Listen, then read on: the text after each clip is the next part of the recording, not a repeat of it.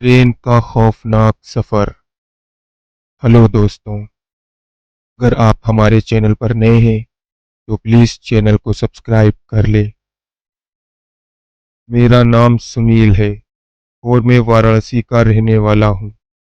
मेरे पिताजी शिव जी मंदिर में पुजारी हैं।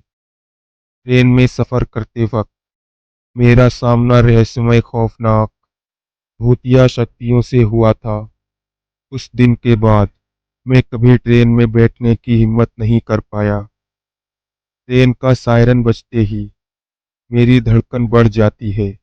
मेरे साथ वो दर्दनाक घटना तब घटी थी जब मैं अपने दोस्त बकुल और प्रदीप के साथ शिमला घूमने जा रहा था। हमने अचानक घूमने का प्लान बनाया था। तत्काल में ट्रेन टिकट बुक किया और फटाफट रेलवे स्टेशन पर पहुंचे। ट्रेन निकलने का समय हो गया था। बकुल और प्रदीप ट्रेन में चढ़ गए थे और नाश्ता पैक करवाने के चक्कर में मैं लेट हो गया था। मुझे जोरों की बाथरूम लगी थी तो मैं इधर उधर रेलवे स्टेशन के पास कोने में खड़े खड़े पेशाब करने लगा। अचानक मुझे किसी अनजान शक्ति ने जोर का थप्पड़ मारा। मेरे कान में तो जैसे सीटी बजने लगी। मेरा नाश्ते का पैकेट हवा में उछलकर बिखर गया। आसपास देखा तो कोई नहीं था, पर मैं जिस पत्थर पर पेशाब कर रहा था उस पत्थर पे धुआं लिखा था और धुआं निकल भी रहा था। ये देखकर तो मेरे रोंगटे खड़े हो गए। मैं फौरन ट्रेन की ओर भागा और चलती ट्रेन में बड़ी मुश्किल से चढ़ गया। बकुल और प्रदीप मुझे देखते ही गालियां देने लगे। वो बोले कि कहाँ मर गया था, ट्रेन मिस हो जाती तो। अब मैं उन दोनों को कैसे बताऊं कि मैं किस मुसीबत का तमाचा खाकर आ रहा हूँ। ट्रेन ने रफ्तार पकड़ ली और हम तीनों दोस्त भी मस्ती में खो गए थे। बकुल और प्रदीप से मैंने तमाचा खाने की बात और पत्थर से धुआं निकलने की बात बताई, पर वो दोनों मुझ पर हंसने लगे। रात हो गई थी। हमने ट्रेन में ही खाना ऑर्डर किया था और फिर कुछ ही देर में हम ट्रेन में बात करते सो गए। बकुल और प्रदीप की ऊपर वाली सीट थी और मैं नीचे खिड़की के पास सोया था। तकरीबन रात के 3 बजे ट्रेन किसी वीरान जगह पर रुक गई।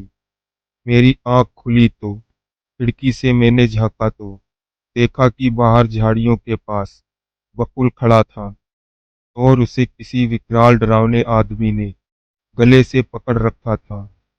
मेरे तो होश उड़ गए। मैं फौरन प्रदीप को जगाने लगा तो देखा कि प्रदीप भी अपने बर्थ सीट से गायब था। मैंने फिर से खिड़की में झांका तो देखा कि प्रदीप को भी उसी बकुल के पास किसी चुड़ैल जैसी डरावनी औरत ने जमीन पर गिराया हुआ था और उसने प्रदीप की छाती पर पैर भी रखा हुआ था।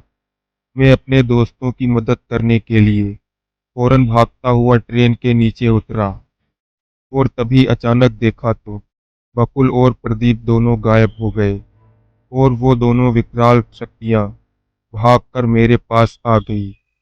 अब उस चुड़ैल जैसी औरत और उस डरावने विकराल आदमी ने मुझे पकड़ रखा था। डर का आलम था। ये मेरी हलक सूख चुकी थी और मेरे मुंह से आवाज भी नहीं निकल पा रही थी। वो चुड़ैल जैसी औरत बोली कि हम दोनों रेलवे स्टेशन से तेरा पीछा कर रहे हैं। हमारे रहने की जगह को तूने गंदा किया है, इसलिए अब हम तुझे अपने साथ ले जाएंगे और तेरे खून से वो जगह साफ करेंगे। इतना बोलकर वो दोनों मुझे झाड़ियों में खींचने लगे। मैं तो अधमरा हो गया था, फिर भी भागने की कोशिश कर रहा था, पर मुंह से आवाज निकल नहीं रही थी। कोई मदद करने के लिए भी कैसे आता। भी अचानक ट्रेन का सायरन बजा और वो दोनों रहस्यमय भूतिया लोग मेरा हाथ झटक कर भागे। मैं बावलों की तरह ट्रेन की ओर भागा और ट्रेन में घुस गया। फिर से ट्रेन चलने लगी। मैं चुपचाप अपनी सीट पर जाकर सो गया। मेरी धड़कनें काफी तेज थीं।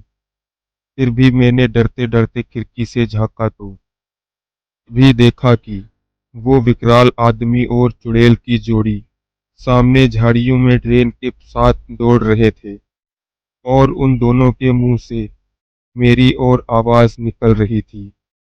अब मैं खौफ में था। मैं दहाड़े मारकर रोने लगा और चीखने लगा। हमारे डिब्बे के सारे मुसाफिर जाग गए, और तभी देखा तो बकुल और प्रदीप, दोनों कमीने दोस्त, अपनी सीट पर से नीचे उतरे हैं और बोले कि हम तो उठे ही नहीं हैं, अपनी सीट पर ही सोए हुए थे।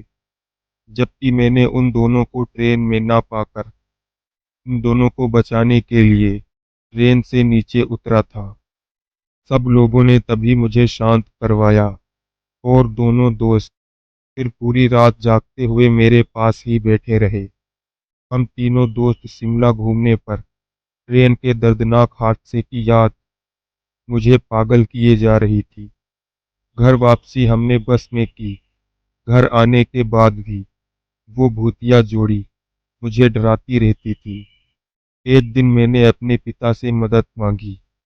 पिताजी फौरन मुझे उस जगह पर ले गए जहां मैंने पेशाब किया था।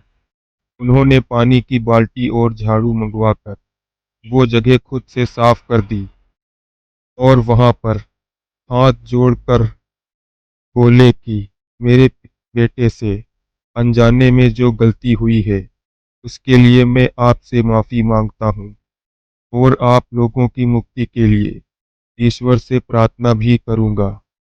उसके बाद हम घर चले आए। आज उस बात को 1 साल हो चुका है। वो जगह साफ कर आने के बाद कभी वो भूतिया लोग मुझे नजर नहीं आए। अगर आपको ये कहानी अच्छी लगी हो तो चैनल को सब्सक्राइब करें। तो मिलते हैं अगली कहानी के साथ, तब तक के लिए धन्यवाद।